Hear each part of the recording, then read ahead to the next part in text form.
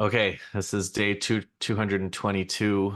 I've posted a military sit rep already tonight, so we're gonna do a medical one, a humanitarian and medical update. We have had, I don't know, months since Dr. Tarek Loubani was here. And Tarek, you're back now to document, I guess, to tell us about now the fully collapsed health system of Gaza. And I guess basically you can take us from our last report, which I think was, yeah, over maybe a month or two ago to where we are now. Yeah, I mean, I think the thing that we should probably say is it can't get worse than this, just so that we can at least maintain some level of optimism. I mean, I would have said that every other time I've ever spoken to you, only to see it get worse than this. So you're right, the system has gone from fully collapsed to, I don't know, even more fully collapsed. I think there are just no more, no further expletives at the moment. So basically, I'm going to talk to you about a few things. One of them is how the hospital system has kind of gone through a rapid conversion from a system that was finally starting again to get back onto its knees to a system that is fully collapsed again.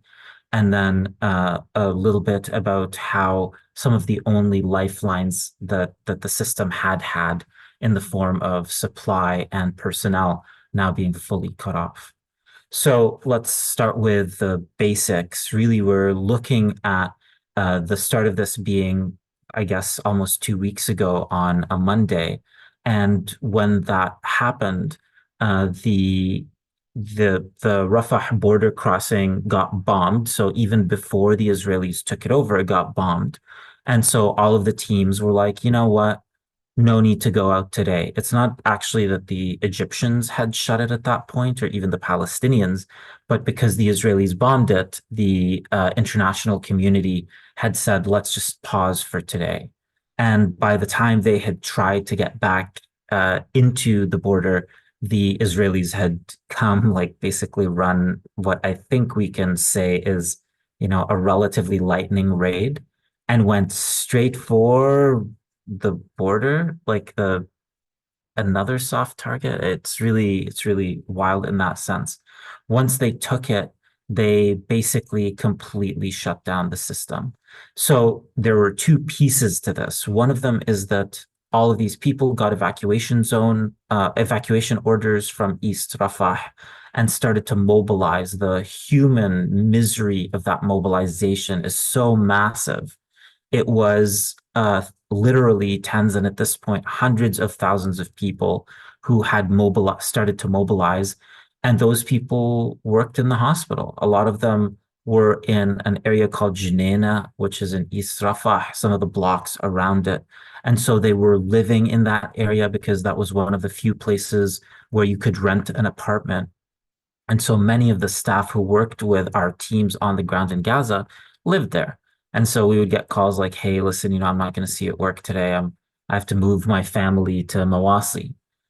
And so the staff in the hospital started to go way down, which increased the importance and relevance of these international teams.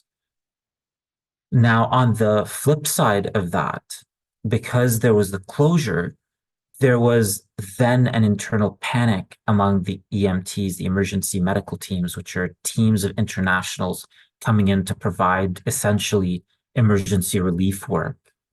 And not only that, but also their supplies got completely cut because the only way to get supplies in and out for literally the last, at this point, 5 months since December 25th has been to bring them in with the personal packages of doctors. So the Egyptians, something we didn't talk about much before, the Egyptians more or less looked the other way. Officially, you were only allowed to bring in 2 bags per person, but we would sometimes bring in, 50, 60, 100.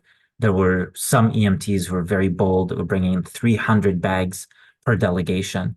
And we would take that and bring it in. That was the only way. We were finally starting to deal with the acute shortages and moving into some more chronic shortages. That was all gone. So, in terms of the hospitals themselves, literally on the first day of this, now almost 2 weeks ago, there was Najjar Hospital, which fell into an evacuation zone, and then basically every other hospital there. Now, why evacuate Najjar? Like the Palestinian doctors up until this point had taken a very strong view against evacuating hospitals. So why evacuate a hospital? Well, I mean, Palestinians aren't stupid. They're not gonna, you know, massacre me and violate international law on me in a hospital once. Shame on you. And so they really were not keen to be in a position where they were going to get abused in hospitals again, where doctors were going to get massacred in hospitals again, where mass graves were going to be formed in hospitals again. And so they were like, let's just get all of these hospitals evacuated. I'm going to try to load up an image here for you. So just give me 1 sec while I open it up. This is essentially the evacuation order affected facilities. I gather you can see that, Justin. I'm not going to zoom in too much just because there's probably no need to do that, but you can sort of see in the light pink, that's the first evacuation order, which involves Najjar, which is just sort of in the top middle part here, and then more areas in the evacuation zone. And of course, as this evacuation zone moves from southeast to to northwest, we're going to see all of the major places where healthcare is provided in Gaza right now evacuated.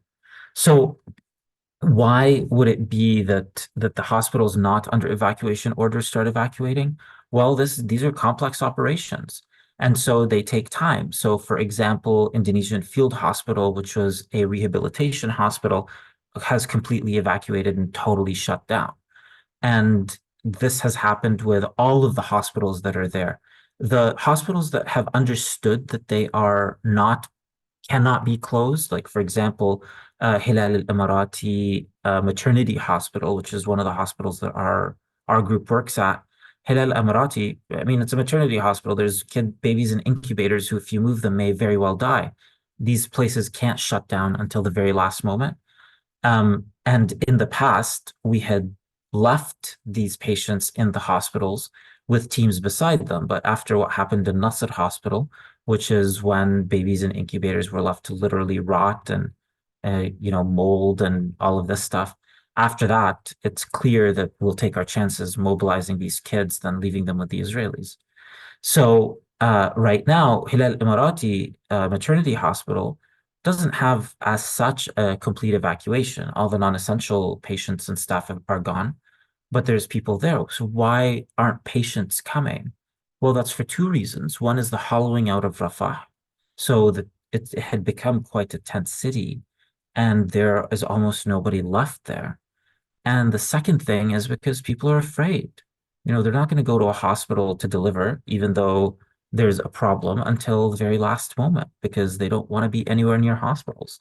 Hospitals are what get attacked. Hospitals are where you have mass graves. I'm I'm not sure. I assume there are mass graves in other places, but everybody is aware of the mass graves in hospitals. So we really have this complete conversion of the hospitals from what anything that would even resemble kind of chronic care to now completely emergency-based care. So another place that symbolizes this today, the Ministry of Health issued an order that converted a bunch of different hospitals and locations. So Tel Sultan, which used to be a primary healthcare clinic, is now no longer. Now it's what's called a trauma stabilization point. And several of these, what are called TSPs, have now happened as per a plan that we've been developing for months, basically since December. And so now that's a trauma stabilization point. And simultaneously, they're starting to reopen some of these places that had totally evacuated into, ambulatory emergency type settings. Indonesian Field Hospital, which I mentioned earlier, is one of these two that's probably going to reopen in this capacity.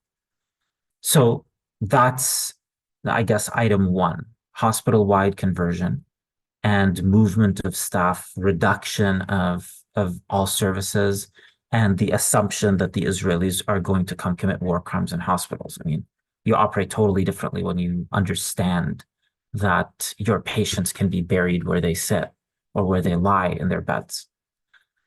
The EMT stranding is another topic. I'm going to bring this up somewhat reluctantly because it's a big topic of discussion within the international aid community and within some media outlets. So there are some like relatively. Okay, what's the story? The story is that these emergency medical teams of internationals that are going into Gaza and out on 2-week rotations are completely stopped. So everybody who is there is stuck and nobody can leave right now.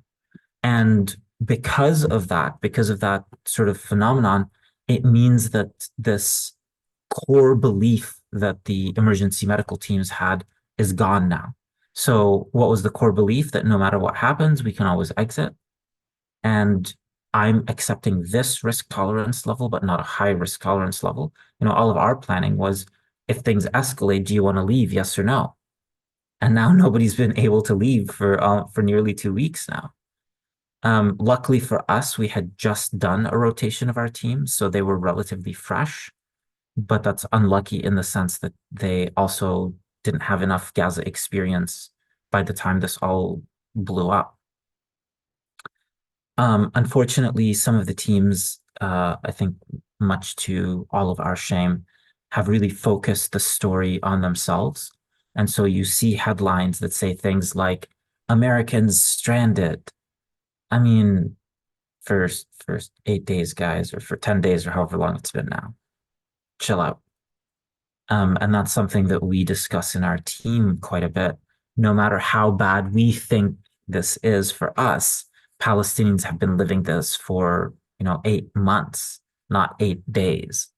And so the focusing of the media on internationals being stuck has been really problematic. The first group out, can you guess, Justin, who the first group of people out were after Israel shut down the border? I don't know if you know this. No, maybe Americans? Sure, Americans, World Central Kitchen. First, Ah, first and only group out, really. there you go. Yeah, I know. Odd, isn't it? And then basically the UN was able to do one more rotation of people out. And after that, right now, like there's been no movement for quite a few days. And I think we have to be realistic. Like your tagline, "No end in sight." There's no end in sight for them leaving at the moment, because of course Egypt is now blocking the exit of these EMTs. I mean, it's Israel's fault. Israel could easily take them to Tel Aviv and let them go home, and they won't. Um, but they're insisting on them exiting either to Jordan or to Egypt. And Egypt's kind of like, well, why would we bail you out of this mess that you created, in which you violated all of our rights and embarrassed us in front of everybody? So, which, Yeah, like so you, just to repeat, or like clarify, like Egypt's position is people can come and go through Rafah once Israel leaves the Palestine side of the Gaza crossing. I mean, of the Rafah right, crossing. Yeah. right, So exactly, we're not going to exactly. open it so that people can go from your custody to Egyptian custody. You have to Yeah. leave and restore the status quo before you took over the crossing. Yeah. And by the way, the Israelis aren't proposing to exit them through the Rafah border. I suspect if they offered to Hmm. exit them through the Rafah border, an Israeli Rafah border, the Egyptians may be compliant with that. They're trying to take them out through Nitzana, Oh, which is not a people crossing, which makes it really easy for the Egyptians to say, well, no, we're not going to do that. absolutely. Yeah. So anyway, right now the Egyptians are the key obstructionists in evacuating the EMTs, but at the same time, the key actor is not the Egyptians. The key actor is the Israelis. The Israelis could open the border for everybody. They could allow ships to dock, on this pier, whatever it is, and take whoever they want out. But so the EMT stranding is another big part of this. But really, right now, the other super significant piece is that the supplies are completely cut off. And that's not just to the Palestinian medical system, that's also to every other segment. So, for example, EMTs are highly dependent on fuel because of the fact that, the Ministry of Health very early on said that they weren't allowed to stay in hospitals. If you're staying in a hospital, that's one of my doctors who can't stay in a hospital. That's one of my citizens, what my IDPs who can't stay in a hospital. And hospitals are, for all their ups and downs, the safest place for a lot of these people. So they said to the medical teams, you're not allowed to stay in a hospital. And as a result, they stay in what are called guest houses in various parts of the strip and drive daily up to 90 kilometers a day to go and come from hospitals like Al Aqsa, like Nasser, like, European, um, to where they're going. And now, of course, there's no fuel coming in. And so, boom, these EMTs are stranded. So the personnel can't move, Palestinian and international, and there are no longer any medications left. So when we had come in with a bunch of medications, I mentioned that, a team had just gotten in. They were probably enough for about 2 weeks. We were mounting the stores to try to create a backfill, but it was about 2 to 3 weeks. Obviously, the stores had to be moved as well, which is highly inefficient because now you don't know where your stuff is, you don't know how to move it, all of that.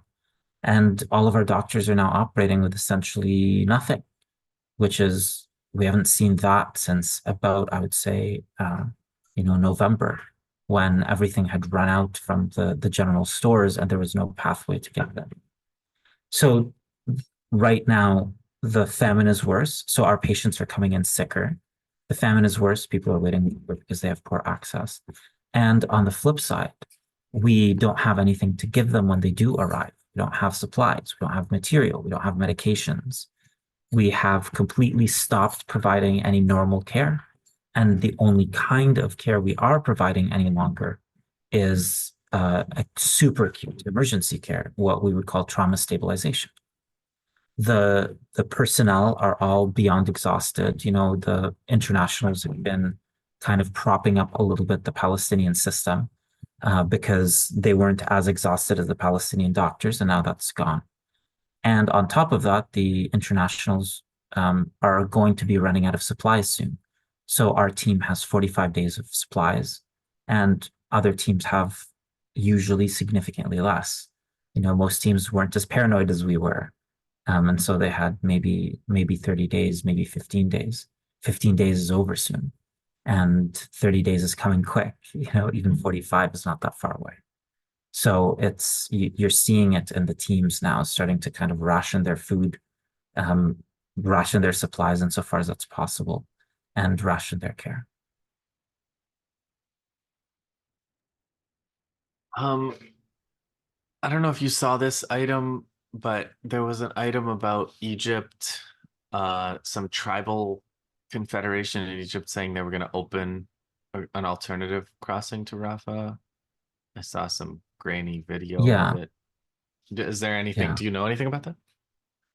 Yeah, I mean, I heard what you heard. We all Okay. saw that Twitter, and internally, that's kind of all that we did see as well. Okay.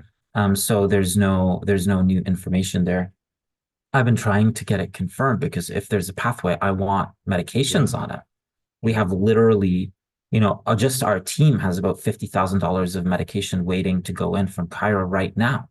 But other than that, there's 60 kilometers more of aid trucks that are waiting. Like we could pull, we separately, not GLIA itself, but other projects that I've worked with, has medical supplies on those trucks that are waiting to go in. We could pull those 60 supplies. kilometers, that's what it is now? It's 60 kilometers, yeah, So you can of like aid see it trucks. from you can see it from space probably. I suspect so. And like, at the beginning, the teams would sort of film it from the end of You the can't, area to the beginning, and it would be, 5, 6, 7 minutes. And now it's it's an just hour. we don't even bother. Yeah, exactly. We don't even bother.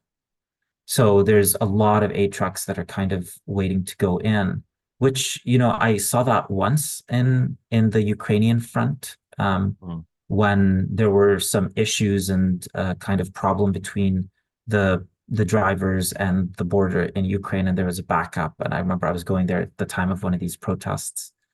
But I don't think anyone has ever seen so much aid that's being blocked. And it's not like it's frivolous things. It's Yeah. literal medication, very basic foodstuffs, very, very simple fuels, things like that need to go in. So at the moment, I think we can really say that there's no pathway for medical supplies. Remember as well that most of the organizations that do medical stuff are disaster relief organizations. So they're not organizations that are really that have any experience doing basically blockade running. And the very few organizations that would do blockade running, like, I mean, as Glia, I would happily participate in a blockade running exercise if that were available to us. It's just not, it's like something that's just not available until very late, because if you do a blockade run, how do you guarantee the quality of the medications all the way through that? You Yeah. know, medications have to have a chain where you know exactly what's happened to them because you're about to insert these into human bodies. So the Ministry of Health probably wouldn't accept these medications on the other end unless there's something of a regular route. All right. Well, so as not to leave on a such a note, why don't we talk about how what the steps are to what the steps will be when it comes time to get this running again. Step one is opening the crossing again. Step two is the aid trucks coming. Yeah. Step So I mean, three. really, it's I expect that personnel are going to start moving. Personnel, some very small numbers of personnel have moved. There's a list of, I'm not going to say the exact number, but let's say a few dozen that will be moving, what are called rotating in and out. Mhm. So personnel can move, but these are now Israeli limitations. The Mhm. Israelis are like, you're allowed to take one backpack, and it has to have Mhm. your food and water for 2 weeks, and it has to have Mhm. whatever else that you're going to use. And oh, by the way, if anything looks non-personal, we're just going to throw it. Yeah. And when the last group, there was one tiny group that kind of went out, working on this process. And when that tiny group went out, the Israeli army had to literally provide them close protection because there were settlers on the other side of the border Mhm. trying to attack them and burn the vehicles. And obviously, this shows that the Israeli army is perfectly capable of providing protection to aid, and stopping settlers from doing their thing. But it'll be quite the interesting thing if the international medical teams and medical aid has to go through here, because then what you'll see is, instead of celebratory burning of food aid, you'll also see celebratory burning of medical aid, Um, yeah, which I don't doubt will happen. of Because why course. would the This Israelis is are trying this to is kill Palestinians? Why not? this is Erez, or which crossing is that? Kerem. No, it's Kerem Shalom. Kerem Shalom. Yeah, so basically the pathway is Nitzana up to Kerem Shalom and in, and the other way would be Kerem Shalom to Nitzana. Of course, there's discussions to go through Jordan, but I think the Jordanians are not keen on being a part of this. Right. So, And and I think all of them are look. Jordan doesn't connect to Gaza, so they would still go through Israel, presumably. No? Yeah, they would have to be in close. They would have to be close escort too, because obviously the settlers will know where these buses are going. Yeah, and Because these are it's food from Jordan that they burned a couple in the over the past few days. yeah, and I mean, like, the people doing the burning are the military, just on their days off. It's not like these Absolutely. are these are different people. And the Israelis could end this today by letting everybody fly in and out of Tel Aviv or sail Sure, out of of the course, of port, course. right? Like, there's no actual reason. So, but okay, you want to talk about some of the silver linings here. Like, I mean, wow, talk about a Palestinian medical system that has been focusing on agility for 6 months, 7 months, Hmm. now showing how agile it is. Hmm. Like, literally, Rafah gets invaded, boom, they convert the system within 2 days. It was so impressive. Sad, Yeah. but it's impressive. And that didn't happen because the internationals knew what to do. The internationals Hmm. have been left like with their pants down. They had Absolutely. they really had no clue what was going on, what to do. It's embarrassing. The international's response to what happened is truly, truly embarrassing. Right, Because because it's the expectation that things are always going to be normal for them, yeah, regardless yeah, of, absolutely. even if you're like visiting a genocide, it's going to be normal for you to come and go. But also the thing is like these organizations do have things they can do. There are options for these organizations. They're not taking them. Like Hmm. for, I mean, one small example, the WHO could try to ride a boat into Gaza, you know, Hmm. and create a situation in which the Israelis are forced to make certain actions. So if a boat full of WHO personnel and aid were to show up, what are the Israelis going to do? No, I don't know. The short answer is I don't know. I doubt that the Israelis would necessarily let it dock, but it would precipitate a crisis that would very likely force some kind of thing to happen. And that kind of alternative thinking is simply not happening. Hmm. Instead, what they're doing is all of these agencies are stuck in the mode of thinking of everybody wants human rights, everybody wants food aid, Yeah. everybody wants medical aid. Like these things are exempt. So we know the Israelis will exempt them. And of course, the Israelis, like they've weaponized, anti-Semitism, like they've weaponized women's safety, they've of course weaponized the humanitarian system against itself and against Palestinians. So the just like everywhere, the Palestinians have really been developing an indigenous system for the last almost 20 years and brought it fully to fruition in these past 2 weeks and have done an admirable and absolutely remarkable job of being the adults in the room, the only adults Hmm. in the room when it came time. The only people who know what the Israelis are actually capable of, it seems. Yeah, I was shocked when they emptied out Najjar. It happened in less than a day. Yeah, of course. And Why not? Yeah. well, that's the thing. You wouldn't think it. You'd be like, oh, well, obviously they're going to repeat the behavior that we've seen before. But the Palestinians are kind of like, why would we do that? Yeah, We already know that there are no red lines in hospitals for these guys. Like, that's right. we're not going to offer them another mass grave. And so they evacuated it. I don't know this as a matter of fact. However, as a matter of internal discussion and dialogue, patients died when the transfer was Right. happening. And that Of course. sucks. But that was part of the calculus. Fewer Yeah, I mean, patients will die they weren't in a murdered more in their, dignified, yeah, they yeah, weren't in a more murdered in their dignified manner. beds. Yeah, exactly. Yeah. Yeah, and there's that kind of thing. It really eats you, if your family member dies in a transport and you're able to bury them and look at them and Yeah. cry over them and hold them. That's very different from being cut off from them for 2 weeks and then digging with your bare hands through soil, looking to see if you can recognize the last clothes they were wearing. Like it just, you know. All right. Well, at this point, like you said, we're not going to really need to have you back for an update until things start getting better. So Yeah, yeah, that's true. there's The another the silver lining. The funny thing is that the system in the north is more or less normal now because the Israelis have kind of been focusing so much on the south. And the north has been running for so long in exactly this way that they've managed to kind of produce a semi-normal Yeah. um, kind of system there.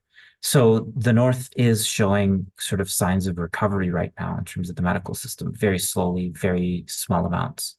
And the supplies that we had gotten in there over the past weeks before the Rafah closed are being really like stretched to the maximum, but they've been doing that for months. Well, So yeah, this yeah, is where the military and the medical link up in the sense that the Israelis have moved to a model of raiding rather than mostly have given up on trying to occupy the north. They're gonna attack, but they kind of understand in the north what they haven't grasped in Rafah yet, which is that they can't stay in one place without coming under constant attack and eventually having to withdraw. But I imagine they'll end up doing the same thing in Rafah. They'll end up withdrawing and then moving towards some kind of raiding, and then there'll be a different adaptation to that. What happens to Rafah Crossing is going to be interesting. That's an I open mean, question still. and that's funny too, because like so long as Rafah Crossing remains closed, alternatives will have to be developed. And so on the one hand, like if you want to save lives, you need that crossing open. But Rafah Crossing has always been a double-edged sword Yeah. because it is a people crossing. No, nothing is allowed through it. The Palestinians have more or less been negotiating and begging for a direct commercial crossing with the Egyptians. The Egyptians are not stupid. They understand if a direct commercial crossing exists directly between them, Palestinians are going to expect it not to be dependent on Israeli whims, which, you know, everybody's very Which will reluctant. bring Egypt into trouble with the Americans. But Yeah, at some point, we don't know what it is, but at some point they're gonna have to make that decision. which is where, if any of your viewers are bandits from the Sinai, like, please look me up. I'm easy to Give find us a on call, would Twitter. you? Leave a Or, comment. like leave a Yeah. comment exactly. Contact the people running the show because truly I think that's very interesting. And that's not new, by the way. No, no, of Bringing course. bringing these trucks through, like that was the first time the blockade was broken in 2008. It happened with these, like, in quotation marks, bandits. Because of course, one of the interesting things when we say Rafah, when you and I say Rafah, we're talking about Palestinian Rafah, but there's actually an Egyptian Rafah There sure because is. the city was cut exactly in two by the border. And so family members used to have no problem going back and forth from Hmm. Palestinian to Egyptian Rafah, actually very late in the game they could go back and forth. But there are people, whatever you want to call them, I mean, they call themselves Palestinians sometimes too, who Hmm. are from that area, who feel a deep allegiance and have family members just on the other side. Yeah, And they are very that was happy. we saw a communication from them, right? And they said we're opening it up. So do what you got to Yeah, do. yeah. That's very interesting. If they Yeah. are successfully able to do that, because also, of course, the Egyptian army, you had mentioned on your show them beating up that one Palestinian who had jumped over the fence. The Egyptian army is still not that capable and more or less Yeah. has lost in the Sinai. So Yeah. if the Sinai tribes decide that, like, that's it, the end, this border's opening, I'm not sure the Egyptian army could do anything about that.